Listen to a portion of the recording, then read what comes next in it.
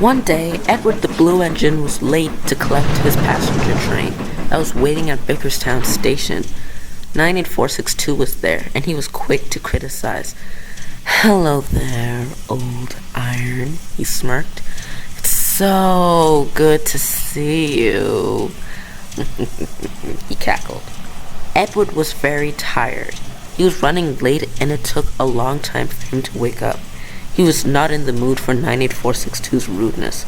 "Well, this just got very awkward," said Edward. "What are you talking about?" said 98462. "You said that it's good to see me. I can't say the same about you. In fact, every time I see you, it's quite unpleasant, 'cause you are unpleasant." Edward's comment made 98462 furious, but he didn't say anything, 'cause he was busy mustering up a response. To make him even angrier, a porter came and told 98462 that he had to switch lines to let another passenger train through. This was not 98462's day. Soon it was time for Edward to leave. He started to move from the station, looking worried at 98462, who was still snarling. Suddenly, a clearly wounded 98462 surged forwards, angrily, and he blocked Edward's path.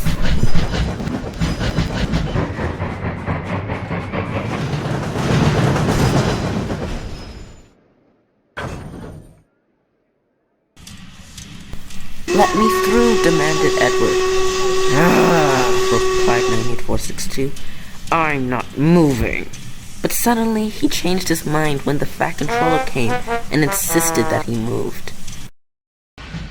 So a grumpy, sulky, and scowling 98462 slowly but surely backed down onto his line. He was still fuming, but not as much as Edward and the coaches. Edward didn't say anything, but he just gave 98462 a furious scowl. The coaches were cursing at him. "You silly engine," they said.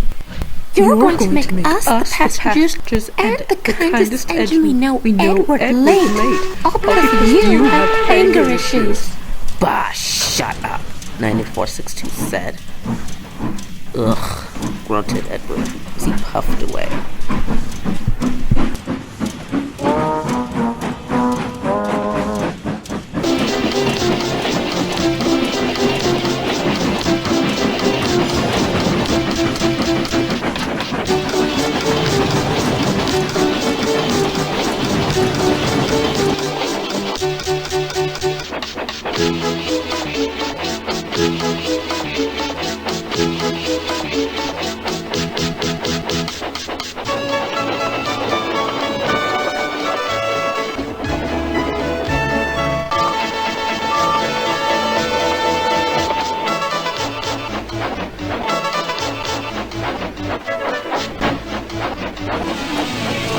The spiteful Blue Engine eventually left too. "Come on, you wooden things," he said. "Ooh, ow, ow, ooh," growled the coaches. "You vacuous dullard." They shrieked.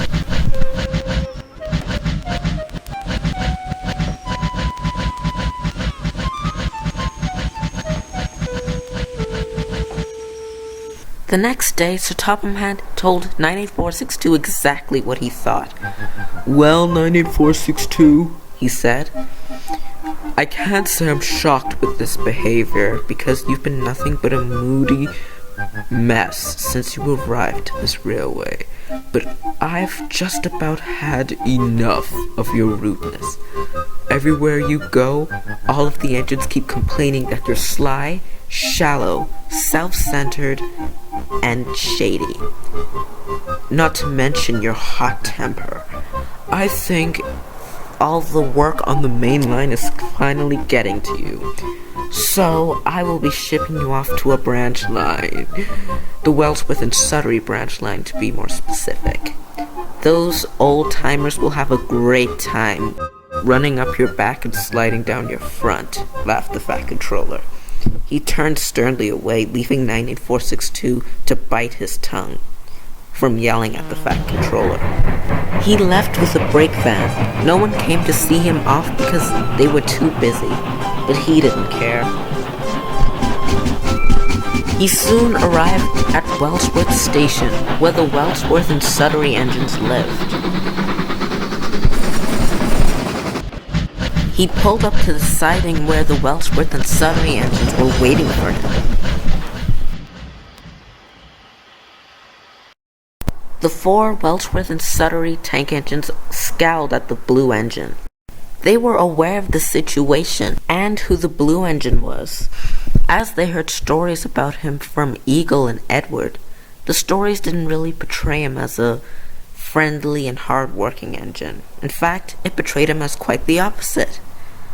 So the engines weren't very pleased to know that the same sneaky, rude engine would be poking his nose up in their yard.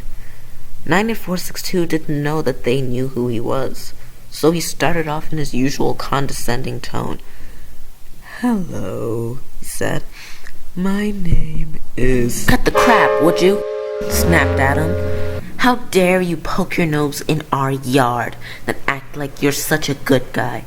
We know about you, and we know what you have to do. Just pull your trains, do what you have to do, then go home," he finished crossly.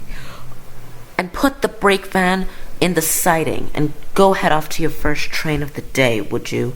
And save us this speech." "Oh, is that how it's going to be?" said 98462. "Well, all you had to do was say so."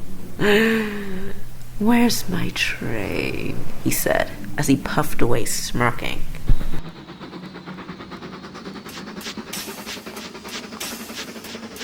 "98462 was truly a credit to the railway.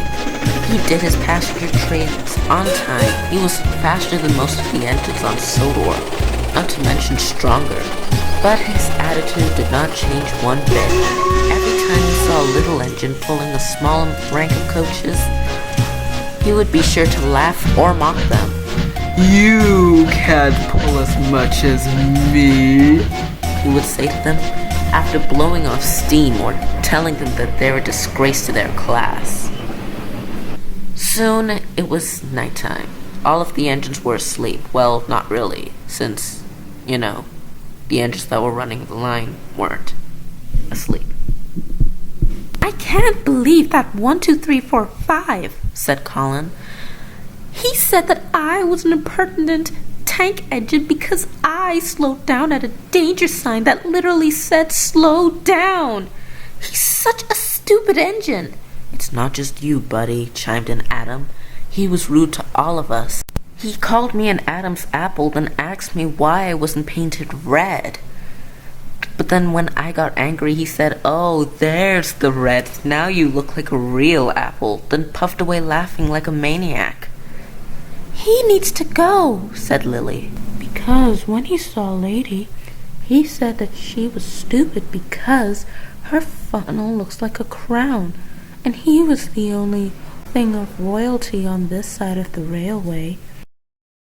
The engines turned their full attention at Lady to get her response, but she didn't answer. She looked lost in thought. "Lady, are you okay?" asked Colin. "I just can't shake it off my mind, Colin," said Lady. "I feel like I know him from somewhere.